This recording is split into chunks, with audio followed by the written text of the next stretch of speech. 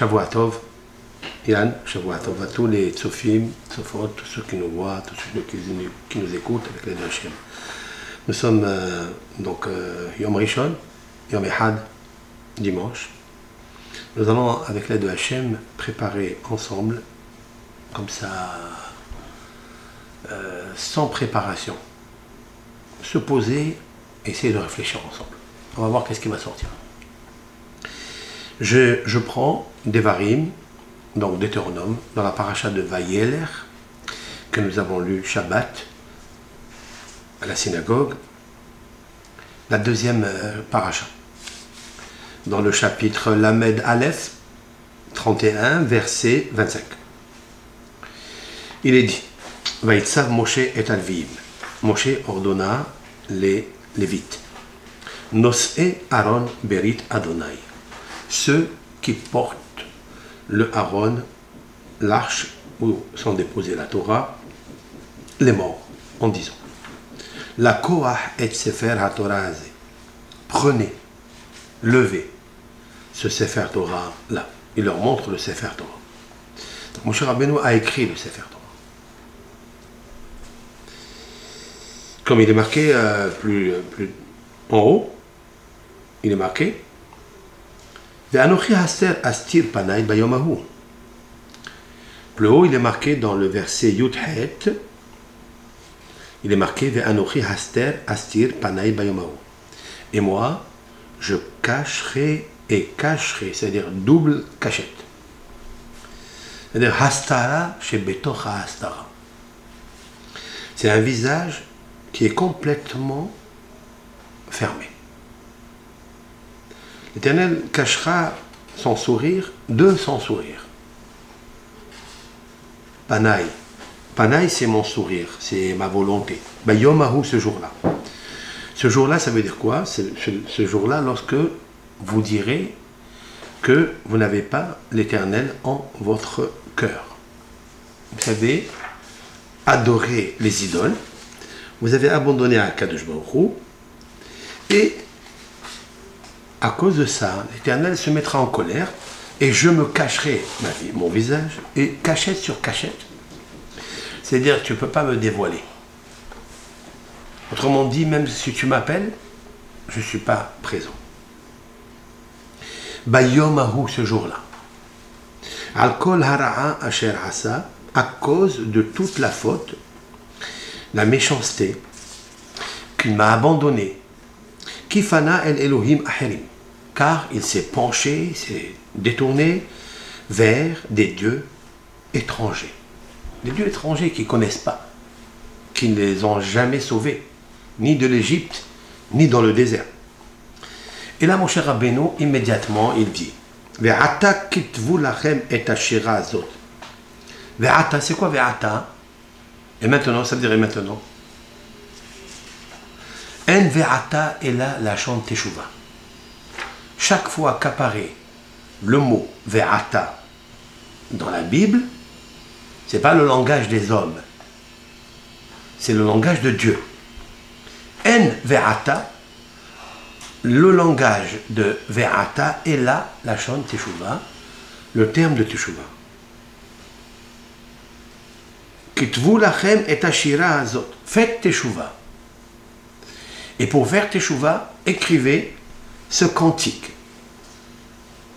Velameda et Béné Israël. Et enseigne-la au Béné Israël. Il faut l'écrire et il faut s'instruire. L'instruction est prépondérante, elle est urgente dans le Ham Israël. Velameda et Béné Israël.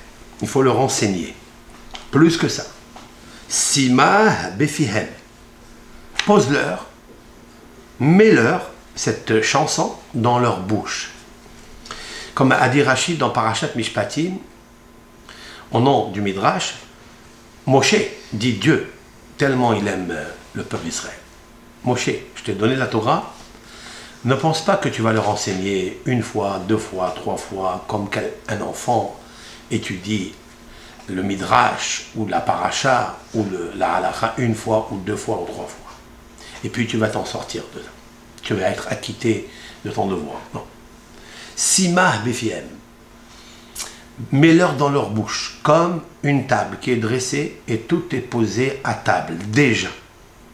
Autrement dit que Hachem Barach, il nous aime tellement pour l'instruction, que cette instruction ne suffit pas à un enseignement normal. D'un maître à son élève, et puis comme à l'université, il fait son cours une fois. Chez nous, 2 fois, 3 fois en plus, mais ça ne suffit pas. Sima Befien. Je voudrais qu'ils la goûtent avec leur bouche. Le Ma'an qui élit Hashira Azot Le'ed Bibne Israël. Quelle est la raison pourquoi tu dois leur enseigner et leur mettre dans leur bouche jusqu'à ce qu'ils la goûtent? Le Ma'an afin. Tieli sera pour moi Hashira Azot, c'est-à-dire cette Torah, ce Sefer Torah, Le'ed comme témoin Bibne Israël à l'égard des bénis Israël.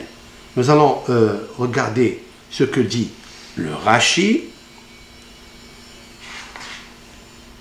Alors, il y a le gros Rashi ici, il y a le petit Rashi.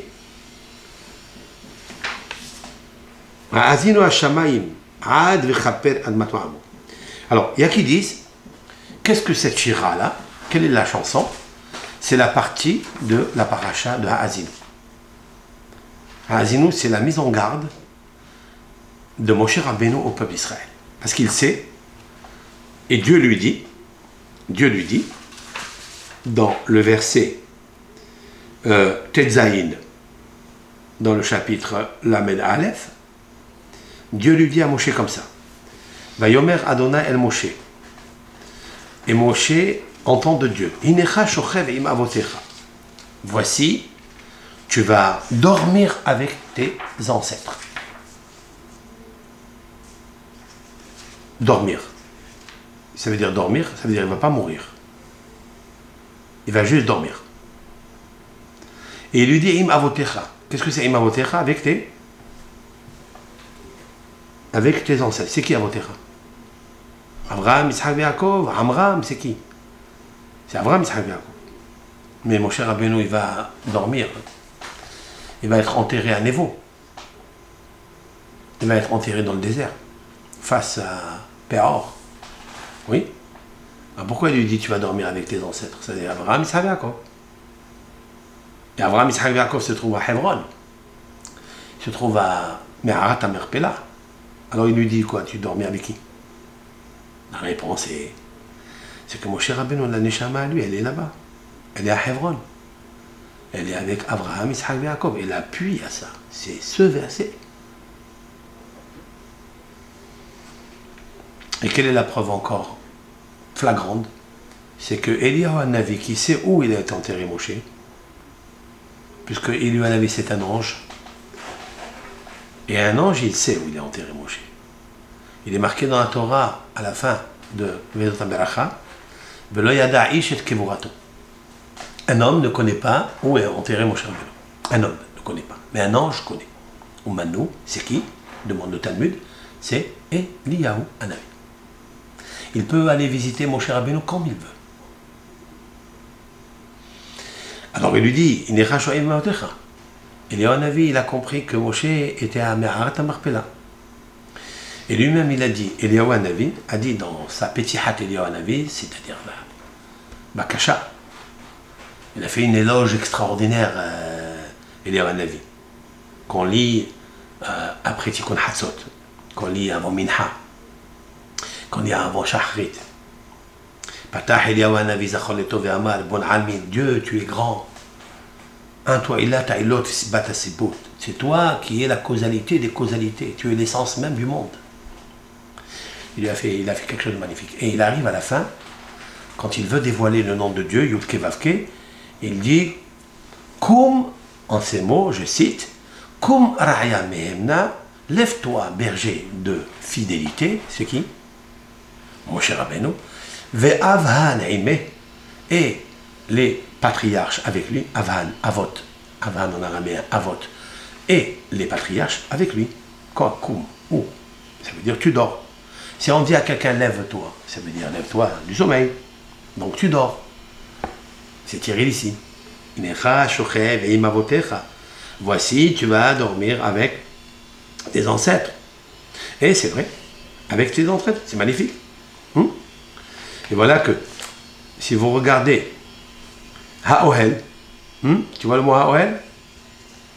Al-Peta Ha'ohel, Ha'ohel, Vayomer, Hachem, les initiales c'est Eliyahu. Eliyahu, un Navi, il sait où dort Moshe Rabbeinu. Il dort à Me'arat Marpella, c'est-à-dire il a été tellement fidèle à ce que Moshe Rabbeinu il a écrit dans la Torah, il n'a pas cherché à comprendre. Eliyahu, un Navi, il lève la Neshama de Moshe à Me'arat Marpella, là-bas, avec les ancêtres, avec nos ancêtres, avec Abraham, Isaac et Jacob. On continue. Ça, c'est au passage. On continue. Donc, tu vas dormir avec tes ancêtres. Vekam ha'amazé, se lèvera ce peuple-là. Vezana, il va se prostituer. Ahare Elohé Nechar Haaretz. Après, les dieux étrangers de la terre. Asher hu basham bikirbu. Lorsque ce peuple ira à l'intérieur de la terre d'Israël. Va'azavani, et il va m'abandonner. Hachem, il dit à Moshe Rabbeinu qu'il connaît déjà ce que va arriver à ce peuple-là. Va'azavani, et il va m'abandonner. Vehefer et beriti, pardon. Il va annuler mon alliance. Asher karati ito, que j'ai contracté avec lui. J'ai contracté avec lui, avec ce peuple, j'ai contracté avec lui que il va étudier la Torah. Mais je le sais qu'en rentrant là-bas, le Yetzer Hara, il sera tellement grand qu'il va se détourner de mon alliance. Qu'est-ce qu'il adviendra après? Vehara api bo bayom hahu. Et se mettra en colère Hachem ce jour-là. Azaftim. Tu es avec moi? Non. Dans le chapitre Lamed Aleph, Pasuk Yud Zayin. Lamed Aleph, Pasuk Yud Zayin.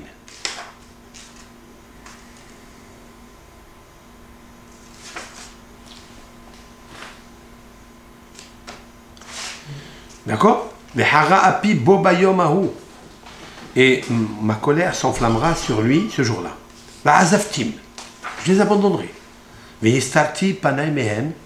Je cacherai, je voilerai mon visage d'eux. Il sera à la consommation ou à la consumation.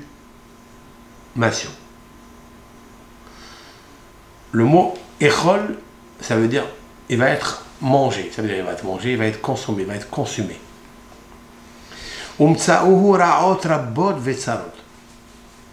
Le rencontreront raot, des malheurs, rabot, multiples, vetsarot, des détresses.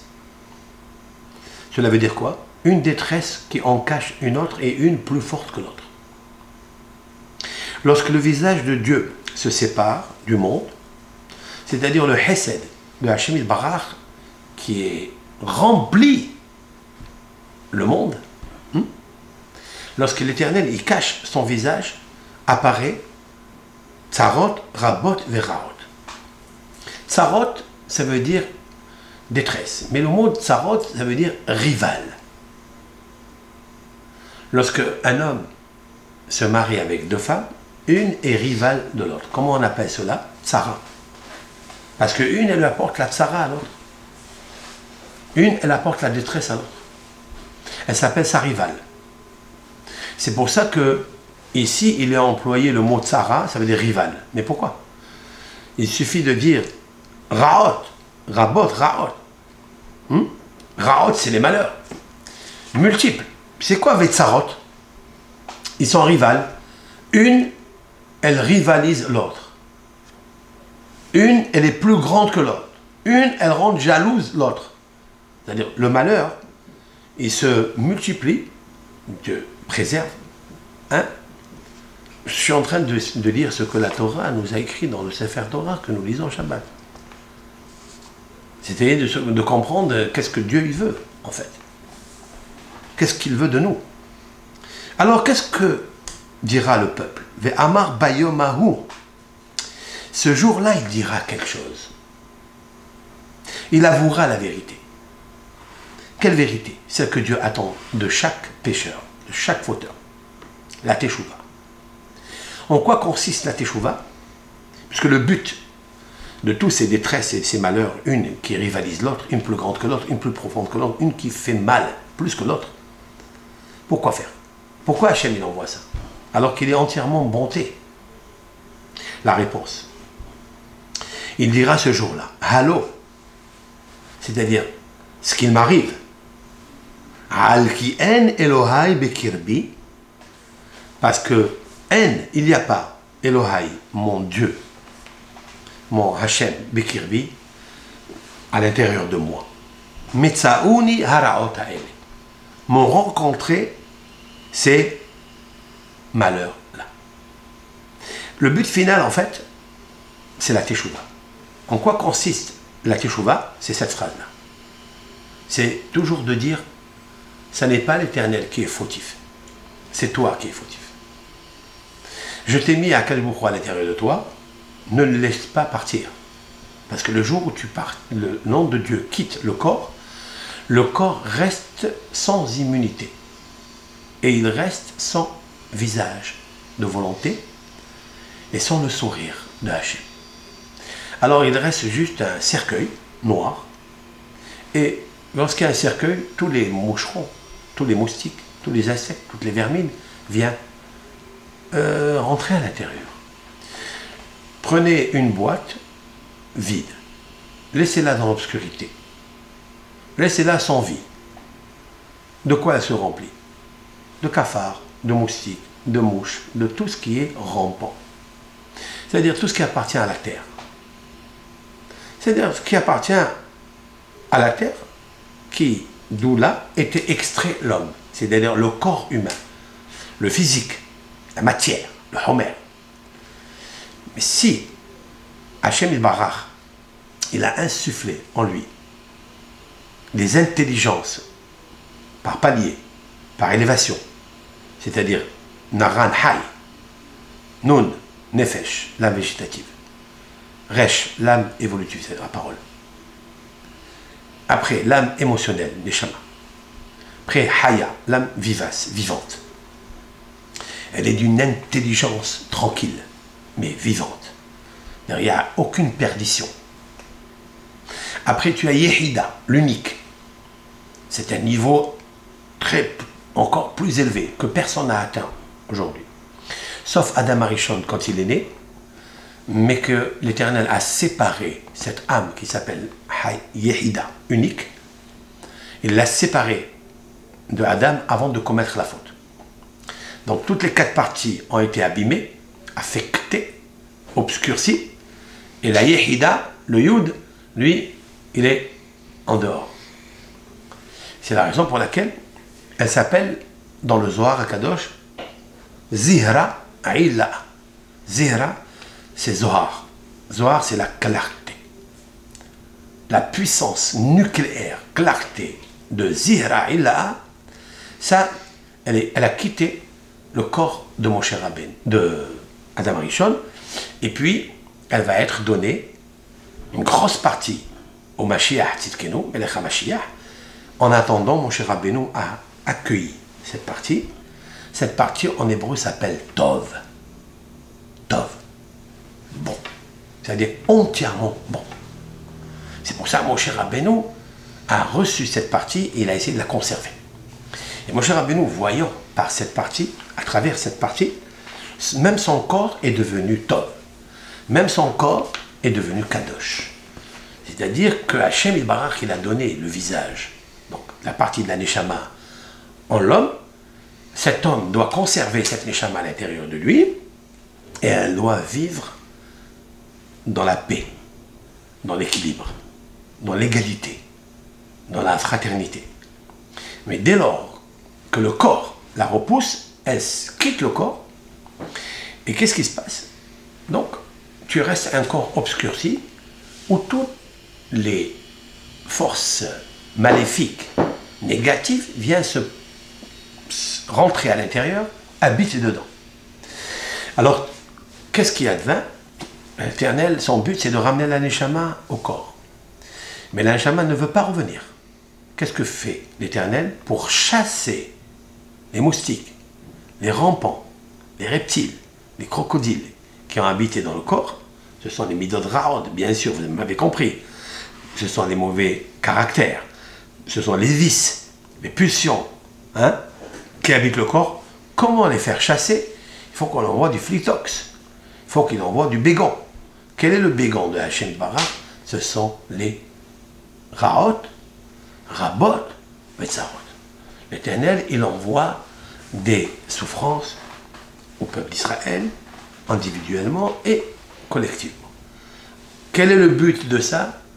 C'est que tu dises Al-ki en Elohai bikirbi. Ah, je viens de sentir que tous ces malheurs m'arrivent parce que Dieu ne se trouve pas chez moi. Voilà, c'est simple. Et alors, puisque l'Éternel ne se trouve pas chez moi, Metsaouni, c'est quoi Metsaouni? Metsia, c'est quoi Metsia? Trouvaille. C'est quoi une trouvaille? Quel est le sens d'une trouvaille? C'est que tu es en train de marcher et tu ne penses pas. Et tu trouves un billet de 50 €. Tu trouves un bijou. Tu trouves un objet rare. Est-ce que tu as pensé avant de le trouver? Non.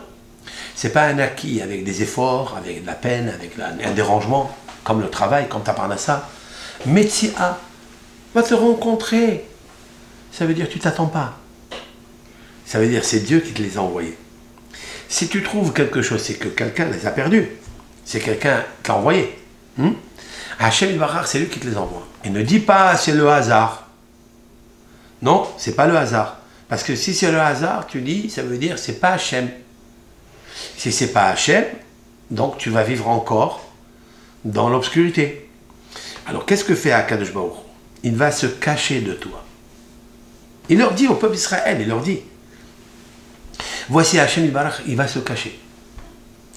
Et c'est pour ça que c'est marqué Ve'anochi. Et c'est là où je t'ai pris. Aster astir panai bayom ahu. Et moi, c'est quoi Ve'anochi? Qu'est-ce que c'est Ve'anochi? Quel est le terme de Anochi qui est employé dans le terme de la Torah? C'est pas Ani, moi. C'est-à-dire moi, c'est-à-dire physique, celui que tu peux toucher. Non, Ani, c'est vrai. C'est Ani, c'est moi, toi, Ata, Ani, Hu. Ça c'est, d'accord? Ça c'est Anochi.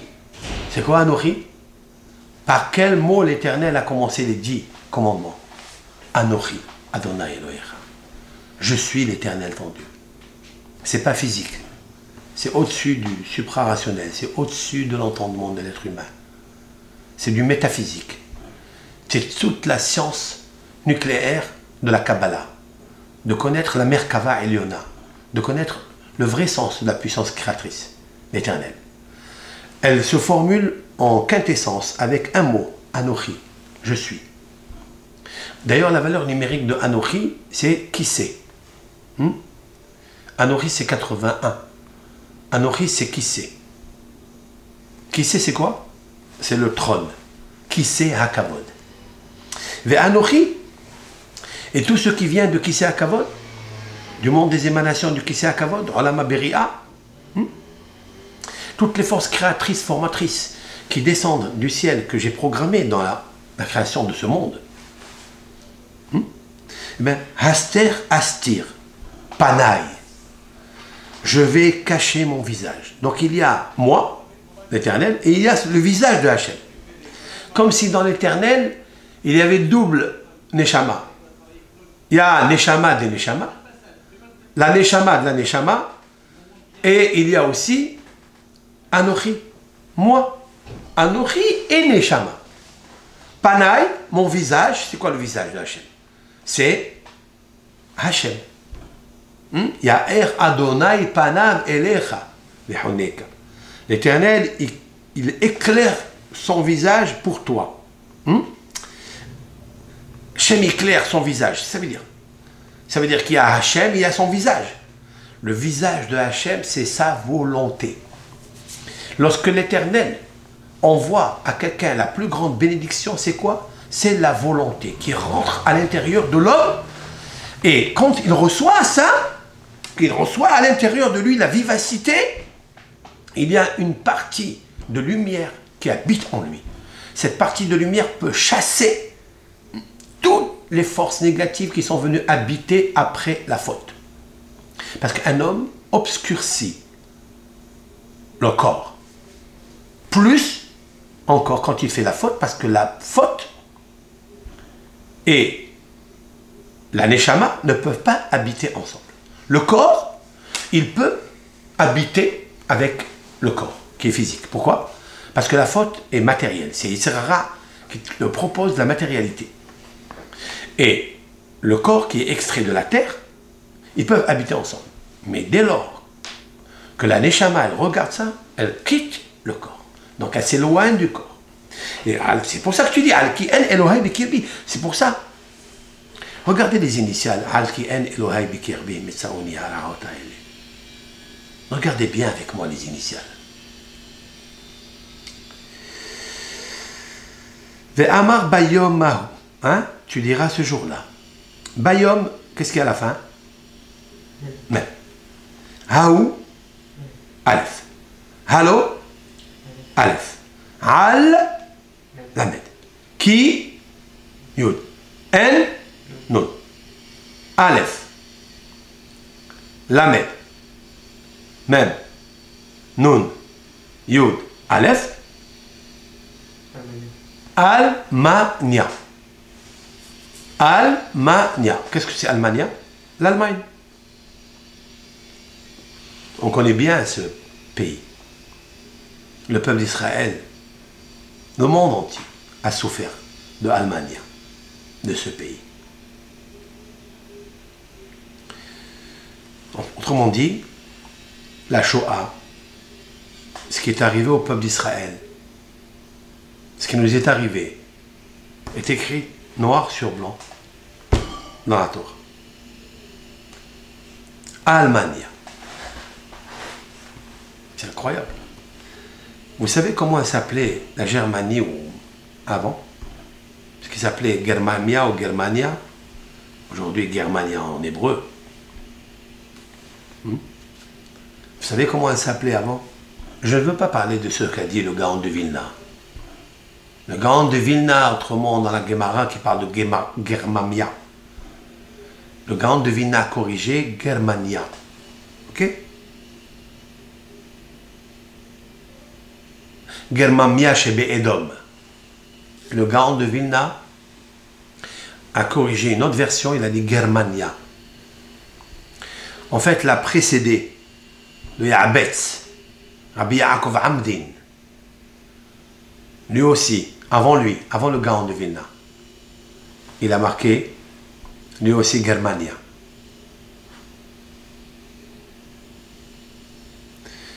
Mais avant eux, avant le Ya'abetz et avant le Gaon de Vilna, qui a parlé le premier de Almania? Qui? Le Radak. Le Radak, Rabbi David Kimhi, commentateur légendaire de la Bible. Dans son commentaire sur Obadiah, dans le chapitre 2, verset 20, je cite, le Radak explique, en parlant du mot Shoah, lorsque le prophète Obadiah va prophétiser sur ce qu'on appelle Shemama. Shemama, c'est la Shoah, comme explique Rashi. Rashi explique Shoah. Ce mot, c'est pas un mot en français qu'on dit Shoah. Shoah, c'est en hébreu. Ce mot Shoah, il est écrit plusieurs fois dans la Bible. Avant la Shoah, il y a combien d'années? 70 ans. 70 ans. Il y a 2600 ans que ce mot est écrit dans la Bible par les prophètes. Lorsqu'on veut parler d'un endroit qui est magnifique, qui est beau, qui va devenir chaotique, qui va dire littéralement désert, shamem, isolé, chaotique.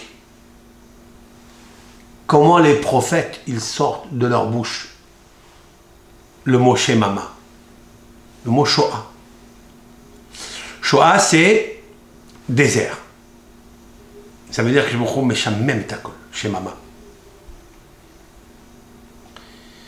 J'ai demandé quelque chose. Pourquoi Rashi, un des premiers qui a traduit le mot Shoah en un mot, Shemama. Pourquoi il a dit Shemama?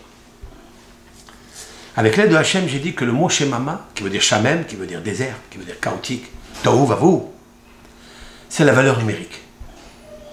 Parce que tout se désigne. Dans la Kabbalah, dans la mystique juive, il y a des poids, des mesures, il y a des longueurs, des largeurs, des profondeurs, des hauteurs, dans chaque lettre. La valeur numérique, c'est combien? Shin, c'est 300. Même, 40. Shema, ma. Même encore, c'est 40.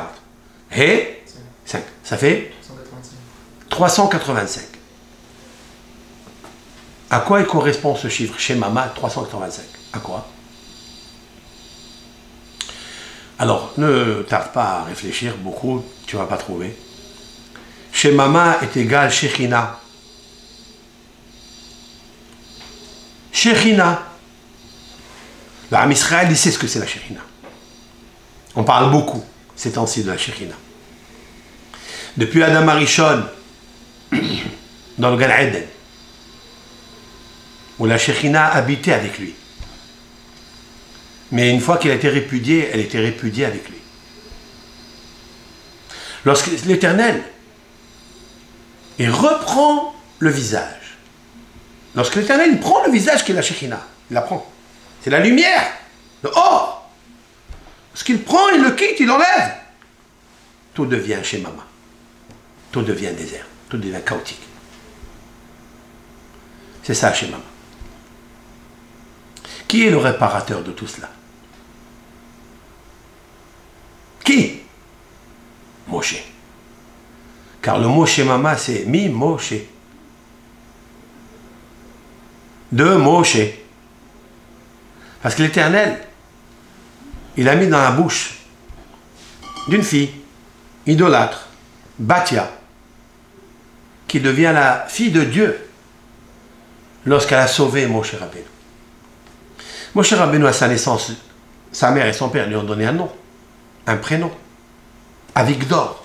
Il en a 7. Il y en a qui disent qu'il en a 10. Mais qui a été choisi dans la Torah? Lorsque Hachem Yitbarach, il lui a donné à Moshe Rabbeinu la Torah, il lui a dit dicte, Bereshit, Bara, Elohim, jusqu'à la fin. Il a écrit 304 805 lettres de la plume de Moshe, dictée par Dieu, sans orthographe, sans fait d'effort d'orthographe. Oui? Lorsqu'il a voulu écrire, comment il s'appelle Moshe, il a voulu écrire Avigdor. C'est quoi Avigdor? C'est quoi Avigdor? Quand on va traduire le nom Avigdor pour celui qui s'appelle Avigdor, Avi, c'est quoi Avi? Mon père. Gdor. Geder, c'est quoi Geder en hébreu? Une barrière. Une barrière, une limite, une frontière. Geder. Je mets une frontière, je mets une barrière. Le papa, Avi, Gdor, qui met une barrière. Pourquoi Moshe s'est appelé Avigdor à la naissance? Parce qu'il a été sauvé de la mort, d'être jeté dans le Nil, comme les autres. Qu'est-ce qu'il a fait à Kelbourou? Quand Yocheved et Amram, le père, ils ont vu que l'Éternel a sauvé leur fils, qu'est-ce qu'ils ont dit? Ils l'ont appelé Avigdor. Avigdor. L'Éternel met une barrière à tous ces malheurs. Met un rempart, un guédère. Qu'est-ce que vous avez autour de vos maisons? Un gardien, une barrière. Il y a qui ont une forteresse, il y a qui font des murs grandioses. Homot Yerushalayim. Homa, c'est la barrière, c'est la muraille. Hakadosh Baruch Hu, il met des murailles Il y a un endroit dans les 4 points cardinaux qui n'a pas de muraille, qui n'a pas de guédère.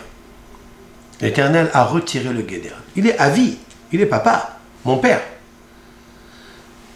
Mais il n'a pas mis de barrière. C'est lequel des côtés? C'est Tsafon. C'est quoi Tsafon? Tsafon, c'est le nord. D'où je sais? Mitzafon tipata hara. Toujours. Hara, le malheur. Enra et la guinam. Lorsque le monde subit hara, le malheur, il vient du Tsafon. Toujours, il vient du nord. On dit il perd le nord. Pourquoi il perd le nord? Parce qu'il n'y a pas de barrière. L'Éternel n'a pas mis de frontière. Aucune frontière. Pourquoi ça? Parce qu'il s'appelle Tsafon. Pourquoi il s'appelle Tsafon? Où il est enterré, mon cher Rabbeinu? À Arnevo. Où? En face de qui? Les fenêtres Tsefon. Il y a une idolâtrie qui s'appelle Tsefon. Une idolâtrie s'appelle Tsefon. Cette idolâtrie-là, c'est Péor. Moul Bet Péor. En face de Péor. C'est quoi Péor? Quoi le mot Péor? Quoi? Péor, c'est le dévoilement. C'est un endroit qui est dévoilé, qui n'est pas muré. Il n'y a pas de frontière. Tout le malheur peut sortir de là. Lorsque le monde se dévoile parce qu'il n'y a pas de barrière, lorsqu'il n'y a pas de snéot, tout peut arriver. Mitzafon tipatahara. Il perd le nord. Avigdor. Moshe Rabbeinu s'appelle Avigdor. Parce que Moshe Rabbeinu, c'est celui qui a corrigé. Celui qui a amené au monde ce que Dieu voulait comme remède, la Torah. C'est pour ça qu'il faut écrire la Torah. C'est pour ça qu'il faut que tu enseignes la Torah. Et c'est pour ça qu'il faut le remettre dans leur bouche, au béni Israël. Parce qu'elle sera pour eux un témoignage. Le témoignage que cette Torah, ils ont voulu la dévoiler. Ils ont voulu l'expliquer, la traduire, la mettre dans toutes les librairies. La banaliser. Cette Torah, elle n'a jamais fait faillite. Elle est toujours là. Cette Torah. Parce qu'elle s'appelle Avigdor. Parce qu'il s'appelle Moshe. Moshe Rabbeinu. Mais pour obtenir cette Torah, Moshe Rabbeinu, il est monté combien de jours? 40. C'est le même que j'ajouterai, même c'est 40. Même que j'ajouterai à Moshe. Mi-Moshe. Même Moshe. Moshe avec les 40 jours. Et donc, Mi-Moshe, c'est la contrebalance du mot Shemama.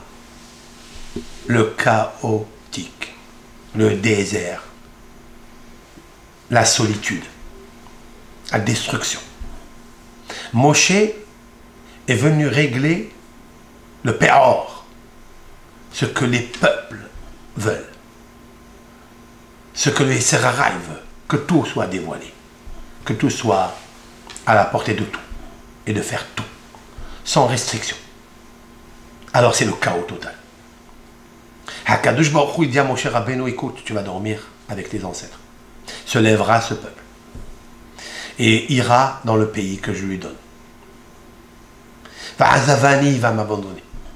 Ve'eferet beriti, il va annuler, banaliser mon alliance. Qu'est-ce que c'est Ve'efer? Ve'efer, ça veut dire il va déshonorer, point la ligne, ma Torah. Je me mettrai en colère. Je les abandonnerai. Je cacherai ma face. Alors, adviendront des malheurs multiples, rivales l'une à l'autre, plus profondes que l'autre. Pourquoi je voudrais ça? Pourquoi je fais ça? Pour le rattraper. Alors il dira, Al-ki en Elohai, Bekirbi. Mais ça, oni bayam. Mais Amar bayom ahou.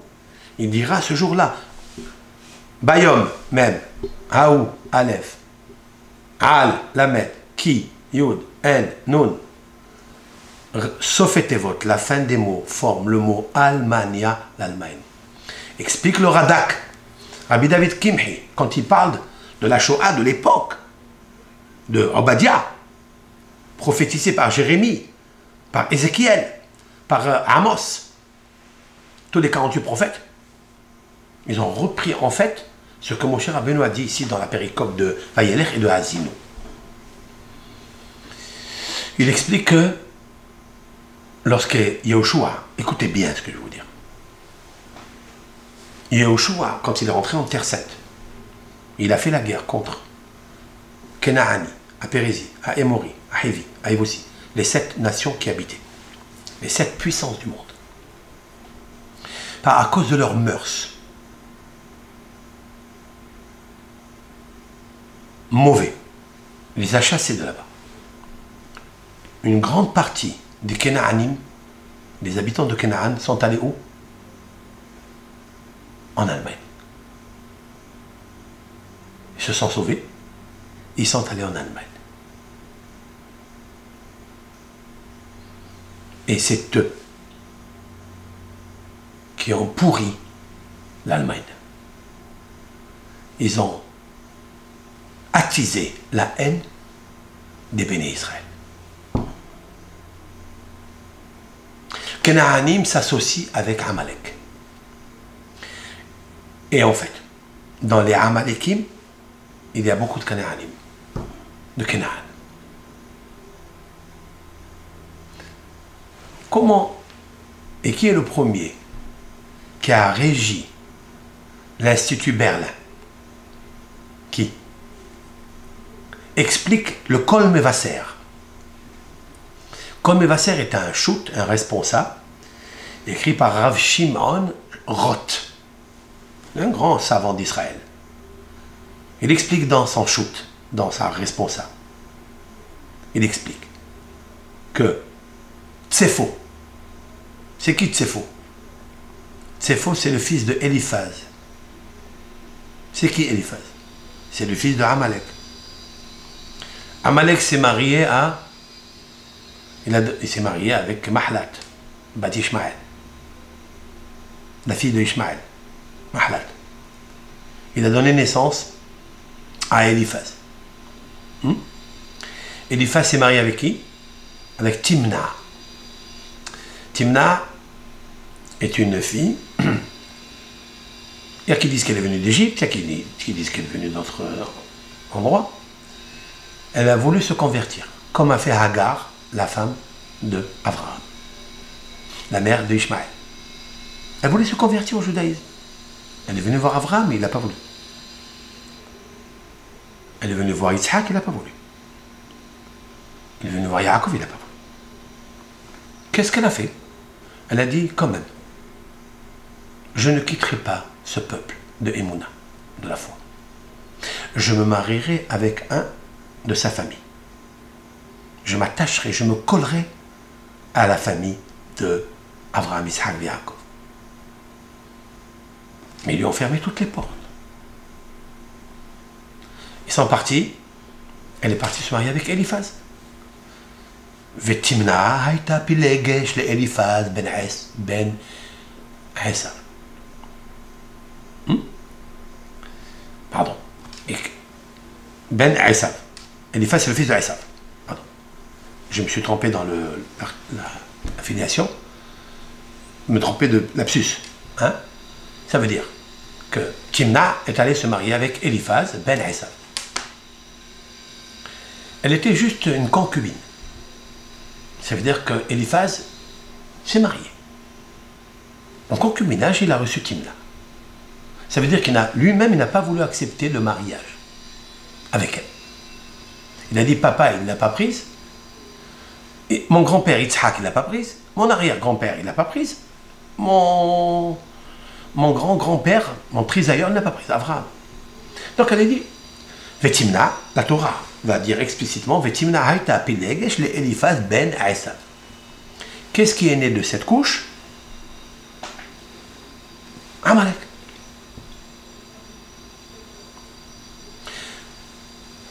Et Eliphaz a lui aussi Tsefo. Tsefo. Comme ça il s'appelle. C'est faux. C'est faux. C'est du faux. Tout c'est du faux. Ça veut dire quoi? Pas un jeu de mots seulement. C'est faux. Est allé à l'Allemagne.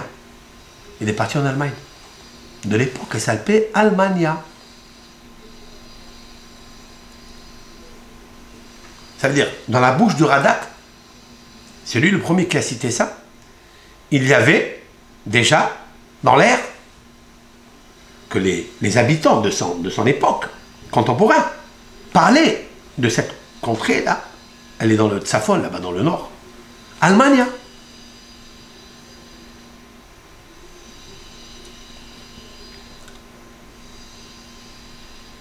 Et donc, c'est lui qui a fait l'Institut de Berlin. La capitale de Berlin, c'est faux.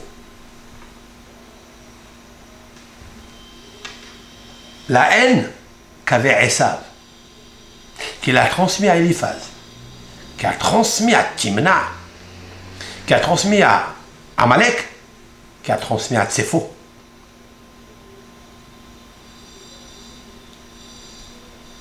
Tsefo, c'est une grande clipa, écoutez bien ce que je vais vous dire, dans la Kabbalah, c'est une grande clipa, une grande force négative nucléaire. Elle s'appelle Tsefo.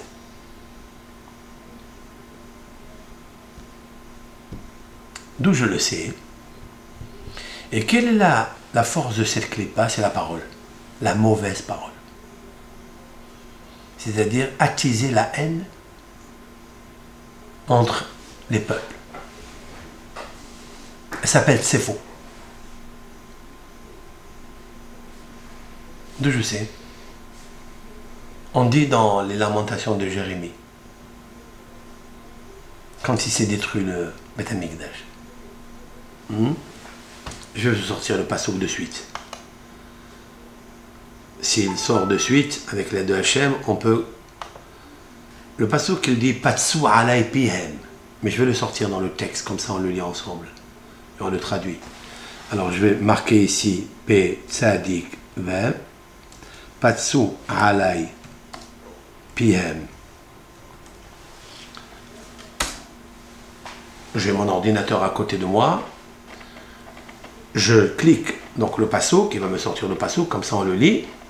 Qu'est-ce qu'a dit Jérémie après la destruction du deuxième temple? Qui a détruit le deuxième temple? Qui? C'est les Romains. Mais c'est qui les Romains? C'est Édom. C'est qui Édom? C'est Amalek. C'est Esav. Esav avait tout alloufé Esav. Tous les généraux de Esav. Il ne me sort pas. Je vais cliquer juste. On va enlever PM. Patsu alay. Je vais marquer seulement Patsu alay. Tu as vu Patsu? Voilà, il est sorti. Alors, il y a deux psukim. On va trouver deux psukim. Le premier se trouve dans Tehillim. Je vais vous le lire. Patsu alay pihem aryeh toref veshoeg. Patsu, ça veut dire ils ont ouvert alay sur moi, pihem, leur bouche. Aryeh, comme un lion, toref, qui déchiquette, veshoeg, et qui rugit. Dans le sens normal, puisqu'ils ont ouvert leur bouche, ils ont avalé, consumé. Le Ham Israël, dans le premier temple et dans le deuxième temple. Qui a détruit le premier temple? Nabuchodonosor. Ma question, est-ce que Nabuchodonosor, c'est-à-dire le Galut de Babel, est-ce qu'il a une relation avec les Kénaanim? Avec les Kénaanites qui habitaient Israël avant le gouvernement, empire de Yoshua? Est-ce qu'il y a une connexion avec Amalek et Nabuchodonosor et les Kénaanites? les 7 nations qui habitaient là-bas, il y a ou il n'y a pas? A priori, non. Eh bien, il y a. Parce que Babel était influencé justement par les Kénaanim. Les Kénaanim, explique le Radak, sont allés, ils ont été chassés, ils sont allés habiter Barhou, ils se sont sauvés, plus exactement, vers l'Allemagne. Ils sont partis en Allemagne. Et là-bas, ils ont commencé à créer l'antisémitisme. Pourquoi? La haine. Cette haine-là, elle s'est enracinée par Tsefo à Berlin. Qu'est-ce que Berlin? Pourquoi ça s'appelle Berlin? Comme ça? Bien sûr. Berlin. Ok. Berlin, c'est la valeur numérique. Ben Amalek. Ben, Bet Nun, c'est le fils. Ben, le fils. Amalek. Amalek, valeur numérique, 240. Plus 52, ça me fait 292. Berlin, comme ça s'appelle. Bat Resh, ça fait 202. Lamed, ça fait 30, ça fait 232. Yud, ça fait 242. Et Nun, ça fait 200. Et 242 plus 50, ça fait 292. Ben Amalek. C'est pas beau ça? C'est pas beau. Beau ou pas beau? C'est pas vrai? Ça veut dire c'est pas juste ça? Tout ce qui est juste pour moi, il est beau. D'accord? Le laid et le beau, la vérité et le mensonge. Le mensonge, il va avec le lait, avec la laideur. Et la vérité, elle va avec la beauté. Et c'est en fait la beauté de la Torah, pas seulement le visage de la Torah, mais la profondeur de la Torah, la pensée créative de Dieu. Ça, c'est faux. Patsou. Regardez qu'est-ce qu'il y a dans le mot Patsou à l'IPM. Ils ont ouvert la bouche. C'est des grands inciteurs de haine. Il va d'un côté, il va de l'autre, avec stratagème, avec stratégie, avec ruse, pour trouver où est la faille pour anéantir. Amener la Shemama, amener la Shoah. Ça veut dire quoi? L'idolâtrie. L'idolâtrie est la rivalité de la Shekhinah. La Shekhinah, c'est 385. 385, c'est Shemama. C'est d'essayer d'inciter le peuple Israël à enlever la Shekhinah par tous les moyens. L'assimilation, les droits communs, la structure d'inégalité, la structure du déséquilibre, le dysfonctionnement de la pensée de Dieu, la Torah. Autrement dit, retirer Elohai Bekirbi. Halki en Elohai Bekirbi. Cette phrase-là que Hachem a dit à Moshe, et Amar Bayom Ahou, il dira ce jour-là, Halki en Elohai Bekirbi Metsaouni Araota Ele. La fin des mots forme le mot Almania. Pourquoi? Comment tu es arrivé à enlever Hachem de toi? La seule force qui habite en toi, Hachem, que beaucoup t'a fait un cadeau exceptionnel, la sagesse, la Torah, qui a mis en toi. Comment? Patsou, à l'IPM. Ils ont ouvert sur moi leur bouche. Pourquoi Akadosh Baruch Hu, il a dit à David Ameller d'écrire Patsou? Parce que David Ameller a écrit ses psaumes avec Ruach HaKodesh. Pourquoi elle a choisi le mot Patsou? Parce que Patsou, P, Tzadik, Vav, c'est l'anagramme du mot. C'est faux. Tzadik, fait, Vav. C'est faux. C'est qui c'est faux? C'est faux. C'est le fils de Eliphaz. Maintenant, pourquoi les patriarches n'ont pas voulu de Timna? Qu'est-ce qu'il y a? Parce que les patriarches, Tsafou, qu'est-ce que Tsafou? Ils ont vu. Ils ont vu. Qu'est-ce qu'ils ont vu? Comment on appelle un prophète en hébreu dans la Bible? Tsofé. Hachem Tsofé Atidot. L'Éternel, il prédit les avenirs. Le prophète prévient le monde de ce qui va arriver. On appelle ça Tsofé. Tsofé ou Mabit, on va le dire à Rosh Hashanah. Ata Hashem, Tsofé ou Mabit, le Chol HaDorot. Toi Hashem, tu visionnes et tu regardes ce que va arriver dans les générations, dans chaque génération. C'est fou, ça fou. Ils ont vu. Ils ont vu quoi? Ils ont vu qu'elle n'était pas cachère à 100%. Elle avait un intérêt quelconque. C'est pourquoi ça s'appelle Timna. Elle s'appelle Timna. C'est quoi Timna? Empêche-toi, en hébreu. Timna. Monéa, c'est restriction, c'est empêcher. Timna, empêche-toi. Nos sages ont dévoilé, que les patriarches ont vu, ça fout, que faut s'éloigner d'elle. Timna. Qui est sorti d'elle? C'est faux. C'est bien ce qu'ils ont fait les patriarches? Non. Ils ont été punis. Hachem a réprimandé Abraham, Isaac et Jacob. Pourquoi ils ne l'ont pas élevé? Pourquoi ils n'ont pas extrait le point noir d'idolâtrie qu'elle avait? Ils auraient pu. Il fallait faire le nécessaire pour. Il a dit, tu ne veux pas? Tu t'es refroidi?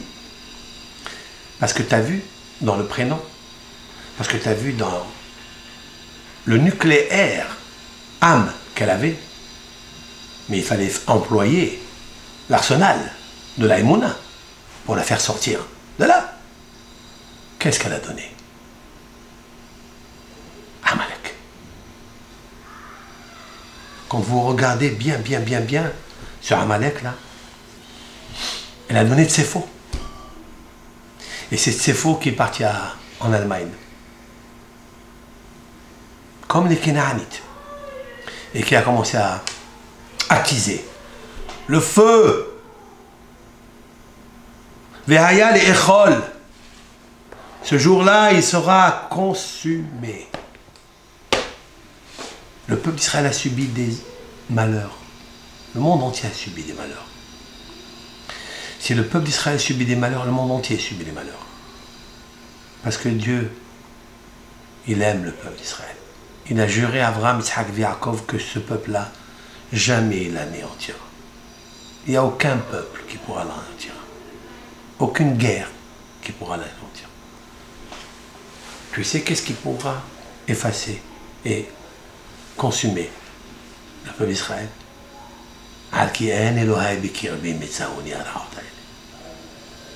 C'est tout.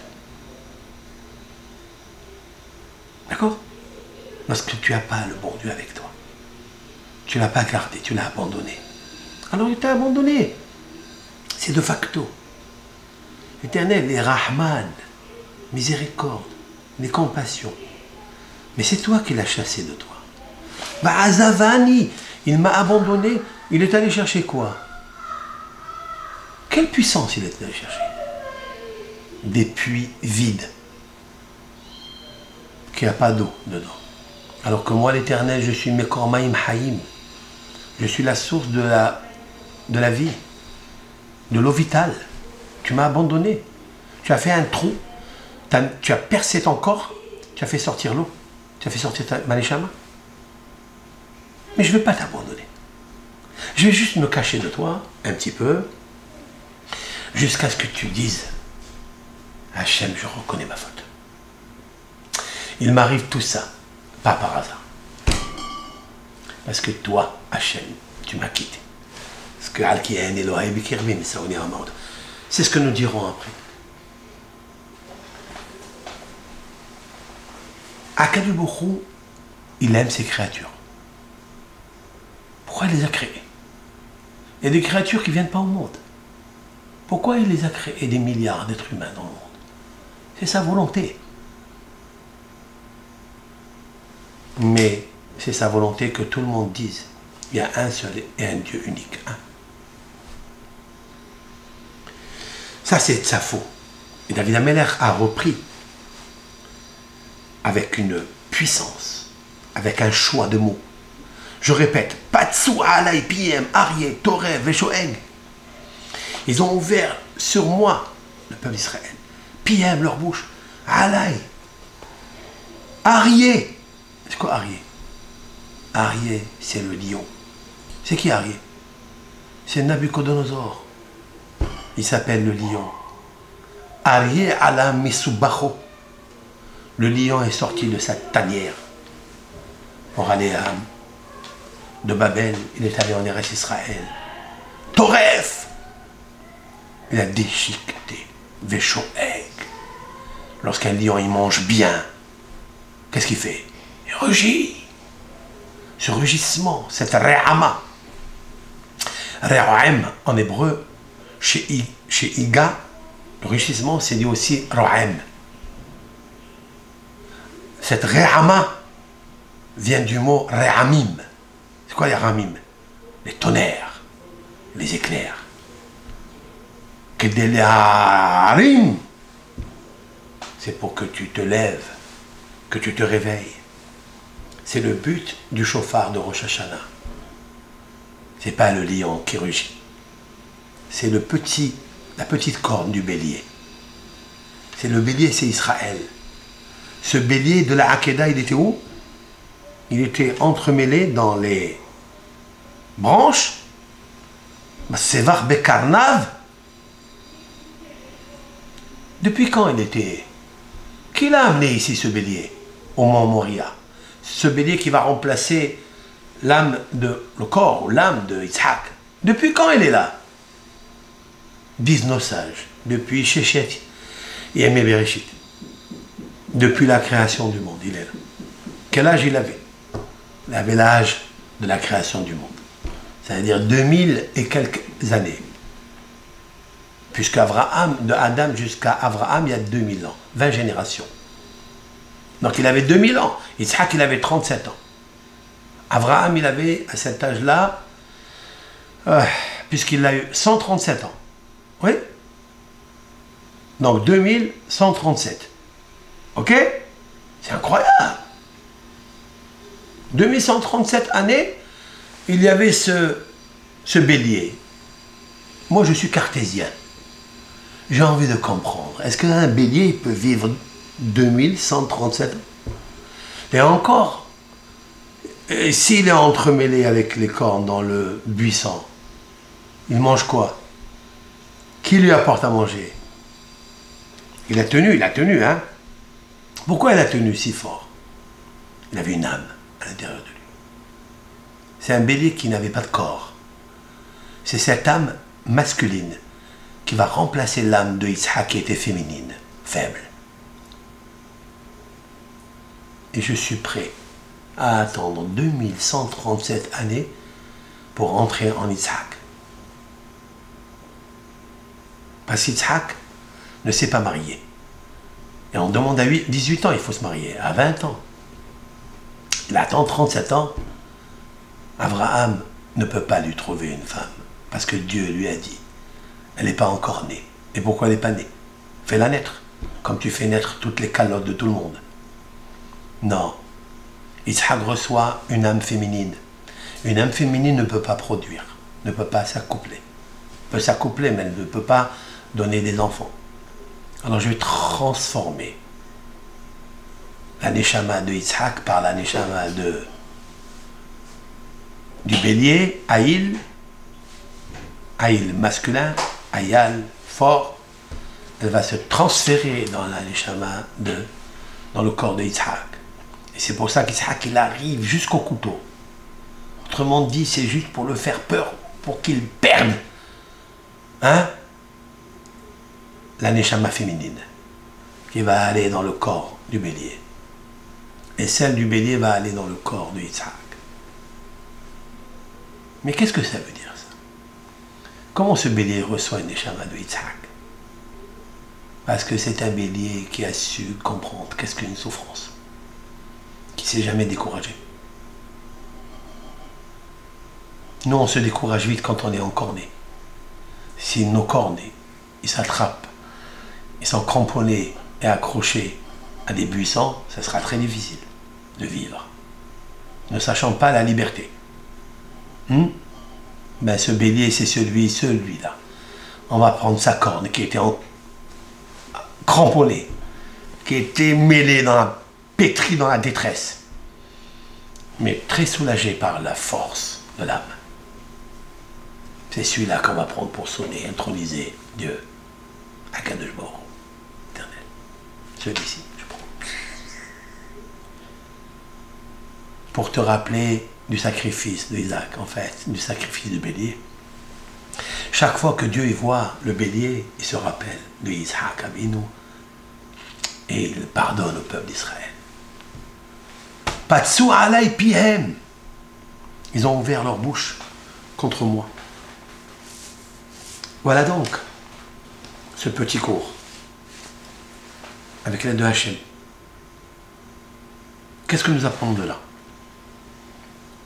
Nous apprenons qu'il faut essayer, du moins,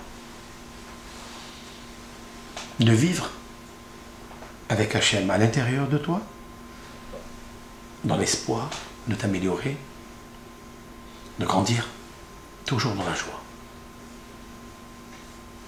Même si, à côté, il y a des difficultés, des tsarotes.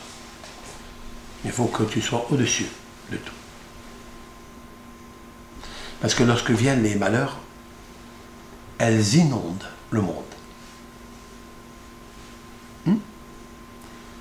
Lorsque je prends de l'huile d'olive et je le mets à l'intérieur de l'eau, qu'est-ce qui se passe? Tsaf.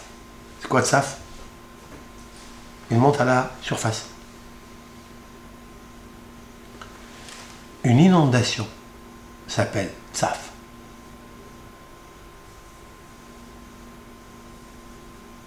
Tsaf al pene amaïm. Tu as compris? Va tsaf. Il va inonder le monde. C'est fou.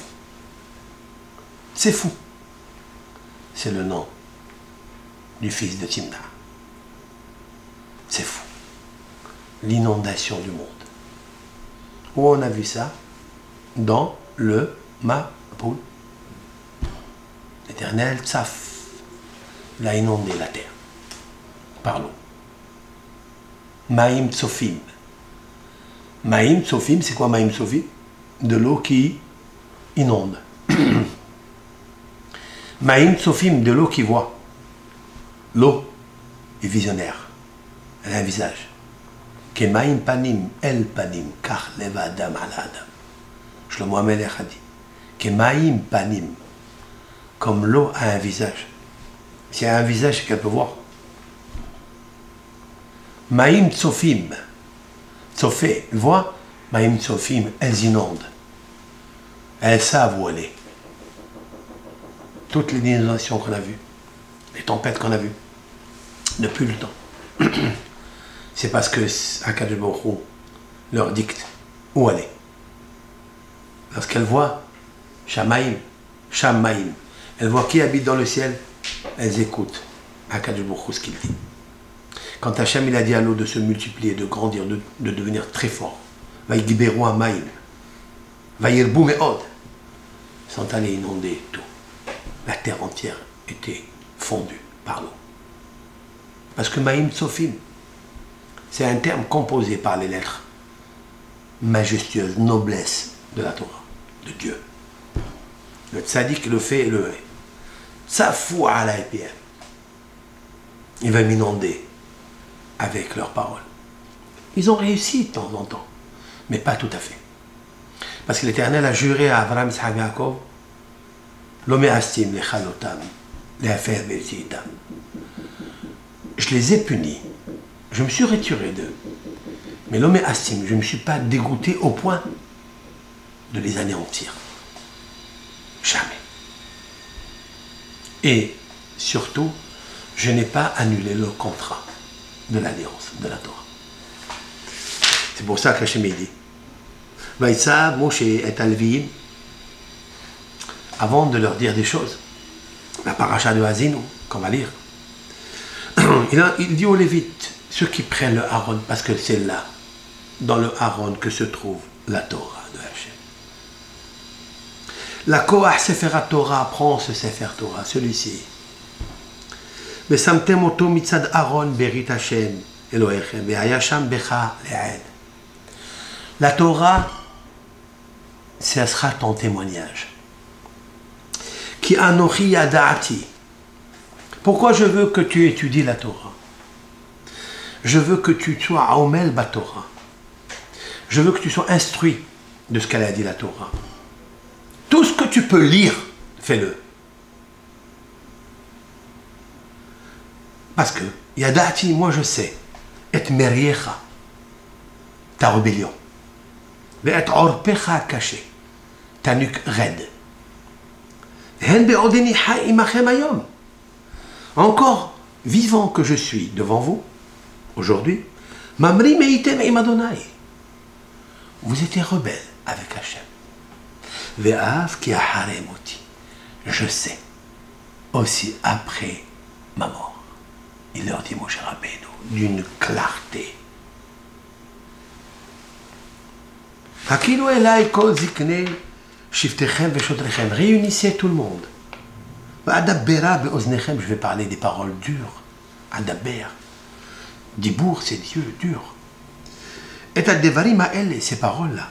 Ve'a'id abam, écoutez bien. Je vais faire témoigner. Et hashamayim et haaretz. Ça, c'est les paroles les plus dures.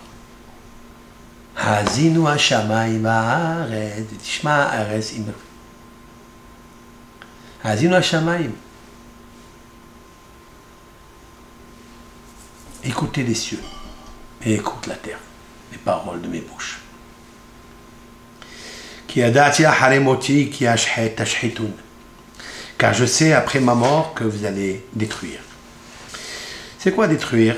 Sartem min al-derer, vous allez abandonner le chemin. Achet siviti etrem, que je vous ai ordonné. Le karat etrem ara'a be'aharit ayamim. Karat, c'est quoi karat? Arrivera, comme le mot mikré. Ou bien vekara, ça veut dire elle vous lira. Elle vous lira comme quelqu'un qui lit un livre. Hara'a, le malheur. Lorsque vous pratiquez le mal aux yeux de Hachem, de l'énerver, avec les actions de vos mains.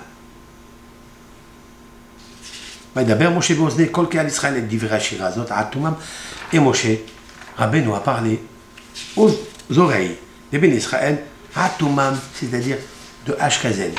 Ashkazel, c'est Ha'azinu Hashamayim Va'adabera Tishma Ares Imelech. Moshe Rabbeinu, il va dicter la paracha que nous allons trouver. Vous savez très bien que le Gaon de Vilna a dit que dans la paracha de Hazinu, dans cette chanson de Hazinu, se trouve tout le siècle que nous vivons aujourd'hui. Et il y a des preuves dans la numérique, dans les mots, dans les initiales, des débuts des mots, des initiales de la fin des mots, qui traduisent d'une façon claire tout ce qui se passera avec nous. Je vous ai déjà donné un petit avant-goût qui est amer. Celui de Goy Aspanim, que adviendra un peuple Aspanim. C'est quoi Aspanim? Audacieux, effronté. Sapanim, les Aken, Bena'ar lo yahon.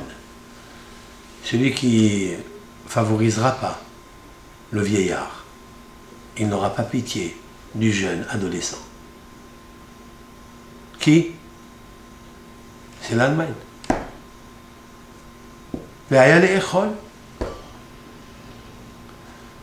Je ne dis pas qu'est-ce qu'ils ont fait, qu'est-ce qu'ils n'ont pas fait.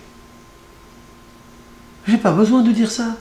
Il y a beaucoup d'analyses, comment on appelle ça, des observateurs, des historiens, des scientifiques, juifs, parmi nous-mêmes, des rabbins. Ils vont dire, ah, parce qu'ils ont fait tel péché, ils ont fait ça, parce qu'ils savent. C'est pas la peine de le dire. Il faut créer quoi? L'animosité, la guerre, créer la haine entre nous? Ne dis rien. Le Yitzhara, il essaye. Comme ça, on s'accroche, on s'attrape. C'est la haine. Comme ça, Mashiach, il s'éloigne encore, un peu plus. C'est pas la peine. Hakadosh Baruch Hu, il a dit à Moshe Rabbeinu de leur dire à tous ces rabbins-là, de ne pas dire pourquoi et quoi.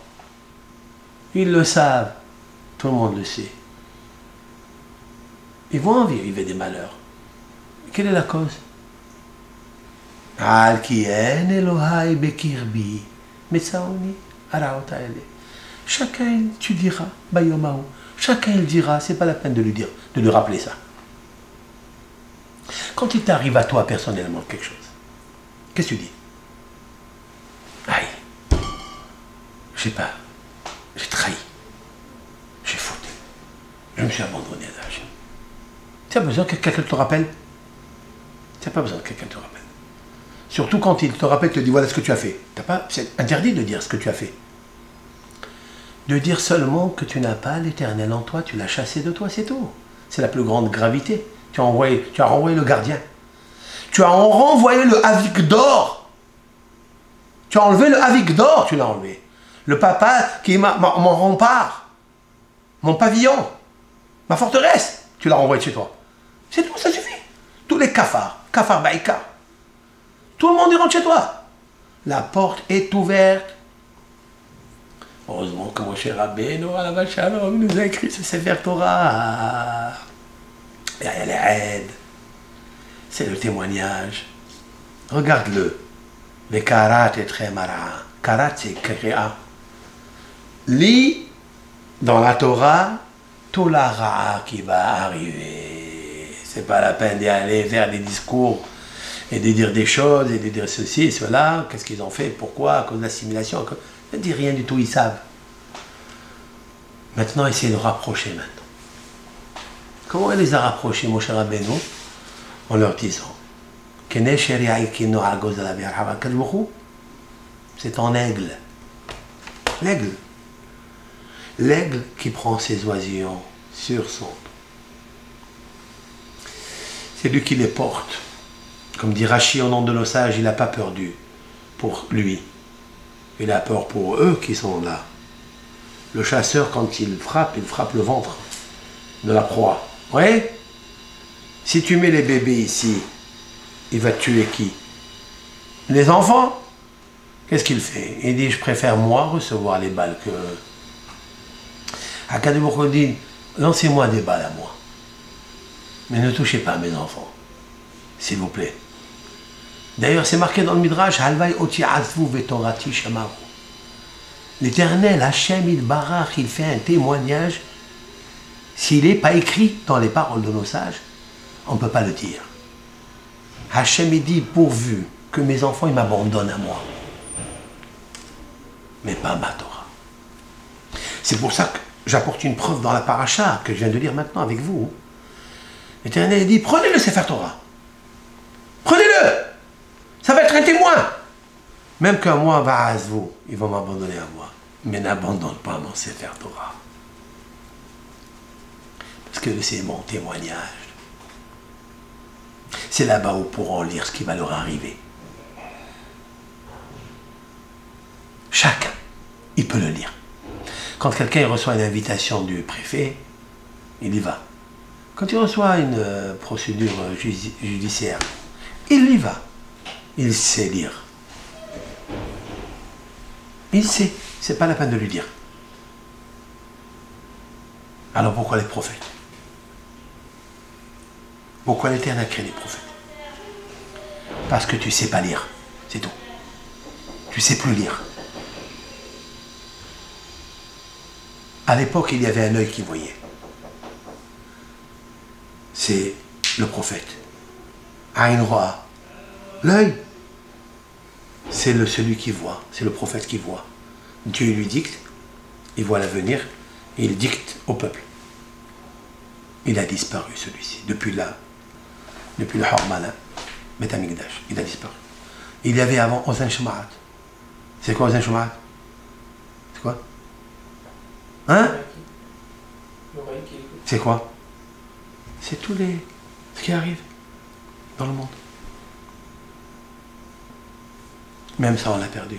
On ne comprend plus le message. L'oreille a des murs. Il n'écoute pas bien. Qu'est-ce qu'il nous reste maintenant?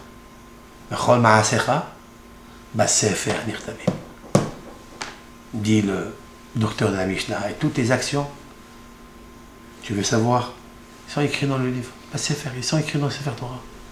Ouvre-le, lis dedans. Tu lis dedans. Tu as tout compris.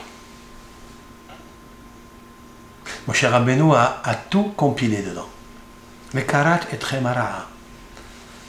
Au début, c'est marqué Umsat. Umsa'ucha.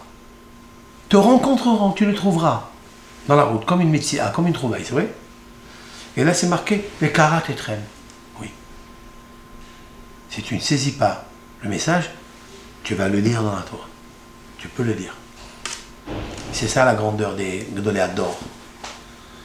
Dans toutes les générations, il y a des rabbins kabbalistes, des rabbins érudits en Talmud, dans la halakha.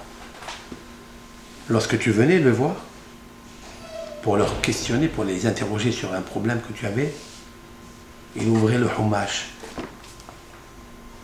Il ouvrait le livre de la Bible, la paracha de la semaine.